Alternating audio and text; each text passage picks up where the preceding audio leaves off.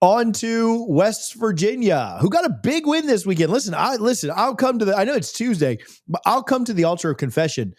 I picked Pitt in this. Yeah. You can't drop a game. I mean, the West Virginia folks I talked to picked Pitt in this. Like, you can't lose a game to Ohio and then me think you're going to come out and win a game as an underdog by a touchdown and win. So listen, I doubted you and you proved me wrong. Shout out to West Virginia, because it felt like after the Ohio game, listen, he just doesn't have enough talent there. Rich Rod's not going to be able to do it. It's a rebuilding year. You get a year zero. It's not a big deal. Start to tell yourself that now, because we're all psychopaths and we can't grapple with our team not being good. And they completely gave them an opportunity to turn the entire trajectory around. Now, the Big 12's still tough, and they got a lot of tough stuff this year, and they're going to have to fight like heck to find wins. So shout out to West Virginia. There's my moment of repentance and confession here on a Tuesday morning, Tuesday afternoon, maybe when you watch this. But that, to me, that's not even the biggest news. That's big news, right? If you want to say anything about the brawl, certainly do. West Virginia's bought in, though. And not only was the team bought in, they're bought in off the field, too. And that's really what I want to focus on. So I didn't want to gloss over the Pitt win, but I do want to talk big picture some. Ye of little faith. I had West Virginia winning that game. I thought Rich Rodriguez revenge game. Shout out to Drake. First and foremost, I want to talk about loyalty and what that word means in the Big 12. There are certain fan bases in this country that are never going to be able to understand what West Virginia goes through on a day-to-day basis as a fan base, because they don't get the idea that an entire state revolves around one thing, and it's one university's football team. There are schools and states, like let's go to Texas, for example. If you're a Texas A&M fan, your mom's probably a UT fan, your brother's a fan of North Texas because he went there, and your sister, well, she's a Baylor Bear. In West Virginia, there is one thing, and it's West Virginia football. You grow up in the coal mines, and the second you get off work, and as someone myself, being from Arkansas, a state that's often overlooked, undervalued, we grew up on Arkansas Razorback football. And if they won or they lost dictated how church went on Sunday morning. It's the first thing the pastor brought up. That's what West Virginia is.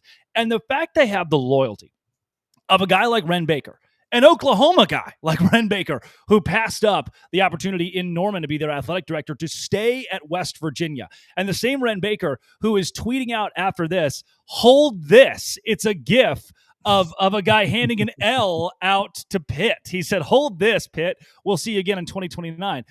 He's a West Virginia man through and through, and made the West Virginia hire, brought home the native son. He didn't bring in glitz and glam and flash and young and look at this guy who's going to throw the ball around the yard and his new school opportunity to rebrand West Virginia. No, this is classic West Virginia. And now the latest news out of the university is they had a board of governors meeting, and the best part of the whole thing is the timing of it. The second they beat Pitt, the board of governors voted unanimously, per West Virginia, for a resolution in support of their athletics, calling for a development of a financial plan that positions the university in the top funding tier among Big 12 institutions. So, West Virginia fans, make sure that you are shopping at Alumni Hall. I know that wearing the West Virginia colors has felt a little bit better this week after the big rivalry win. And it can only get better from here if you think about the investment that West Virginia is making into their athletic department and program. When you are gearing up, make sure you're shopping in Alumni Hall. Our friends over at Alumni Hall have the best and largest game day selection of merchandise. They are your one-stop shop for all things WVU. Whether you're in-store or online at alumnihall.com, they are going to save you some money. CFA 15 will save you 15% on your order. Make sure that you're only shopping at Alumni Hall. Fans of any team should take that advice, but specifically you West Virginia fans that are watching this one, appreciate Alumni Hall for their support. Where we've talked about Texas Tech, where we've talked about BYU being those schools who are investing more than anybody else right now, namely in NIL and infrastructure, we're now talking about West Virginia, who is putting rubber to the road and saying, we're going to go 90 miles an hour to pass you, and we don't care who you are. There are Big 12 universities that still are not in financial positions to make a statement like this. So some of you are going to say, like, well, that's just all fluff until something happens. It's not fluff. Like Iowa State right now, their athletic director, Jamie Pollard, who I think does a very good job, they're struggling financially. No. Cincinnati, Houston, there are schools that can't necessarily, and maybe they put a little bit too much, more than they expected, a little bit too much here, a little too much there, whether it's infrastructure or building a new facility, and then, wow, in NIL and revenue sharing hit you in the face, and now you're like, okay, where do we get that money from? And Arizona, remember they had like $900 million misplaced a year ago? Like, we're just missing $900 million of what we thought was cash on hand. West Virginia, on the other hand, is saying, hey, where those schools are reeling financially or trying to figure it out financially in a new era, we don't have to. And this is a position that I think fan bases outside of the Big 12 are asking their school to go into. I mentioned Arkansas. They're asking the athletic director, the athletic department, please invest. We have the Tyson family. We have the J.B. Hunt family, the Walmart family sitting over here, the Waltons. And at Mississippi State, they're saying the same. At Ole Miss, they're saying things like, when do we get this news? West Virginia just set itself apart from SEC schools, from Big 10 schools, from Big 12 schools by saying they're going to invest to the nth degree and become one of the better financial situations in this conference. And I think it's a huge win for Ren Baker. It's a huge win for Rich Rodriguez. And honestly, TJ, it's a win for the state of West Virginia, and that's what's cool. Yeah, nobody should expect, right, in any league to just say like, oh, we're going to go compete with, you have to take those little steps. You really do. Like, oh, we're going to go spend what Oregon spends, or we're going to go spend what Miami spends, or we're going to go spend what Ohio State spends. I don't know that that's realistic to go from middle to bottom of the Big 12 to say like, all right, now we're going to go do even really what Texas Tech did. But if you can just be in that upper tier of your conference, and then if you can get a bit of a return on investment on that, right? Nobody just starts out investing $50 million in a month, right? You want to see a little bit of a return on investment. You want to see some improvement. You want to see West Virginia, which they absolutely should with their history. This isn't a shot at any other Big 12 team, but with their history, they absolutely should be competing at the highest levels in the Big 12, consistently in that top 4 to 6 range every single year. And West Virginia fans probably even say I'm being conservative with that. No, we should be kind of in the top 2 or 3. We should always kind of have our name in the discussion. If you would have backed up 20 years when you and I were coming up watching football and said, hey, in 20 years, this is going to be the collection of Big 12 teams that's together, we would have said, oh, West Virginia is going to run that thing. Like they are going, like West Virginia was that team, and they're so desperate. They're so hungry and ready to get back to that I do think this is exciting as a college football fan in general. And somebody who kind of pulls for West Virginia at times, because I just remember back to Slayton and White and all those guys, Rich Rod back in the heyday, playing against USF here in Tampa.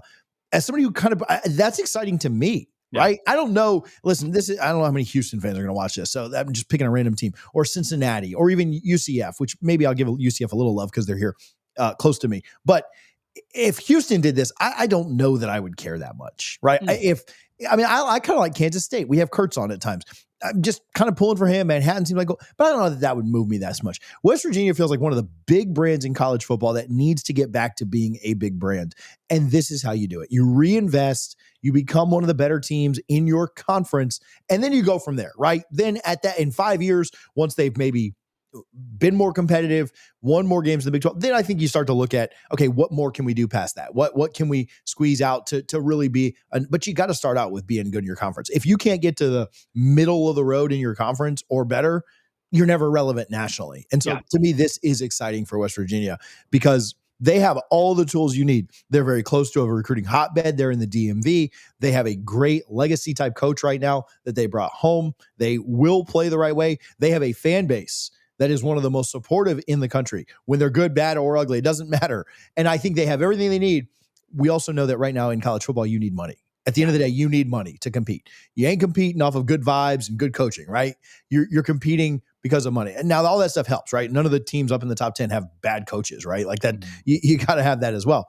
But I do think that's why this is so exciting. And so anyway, let me get off my soapbox of rambling of why this is so great. But it's exciting to me as not even a West Virginia guy. Right. I think, and from a Big 12 perspective, if we look up in 2 or 3 years, TJ, and it's West Virginia, BYU, Texas Tech, Utah, and Iowa State running the league, running college football, like, consistently making college football playoff appearances, that's good for the Big 12.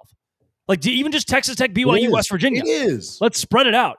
That's East Coast, Middle America, and then pushing the West Coast with BYU. We're going different time zones here. Those 3 brands, if they emerge as the 3 for the Big 12, it's massive for the conference. I think West Virginia reinvesting and going all in is huge for the Big 12. Not more so than it is for West Virginia and its fan base, but huge for the Big 12 when it comes to national perspective. I'll get right back to chatting with Drake, but first, let me remind you about the Sleeper app. Sleeper is your one-stop shop for all things fantasy and sports.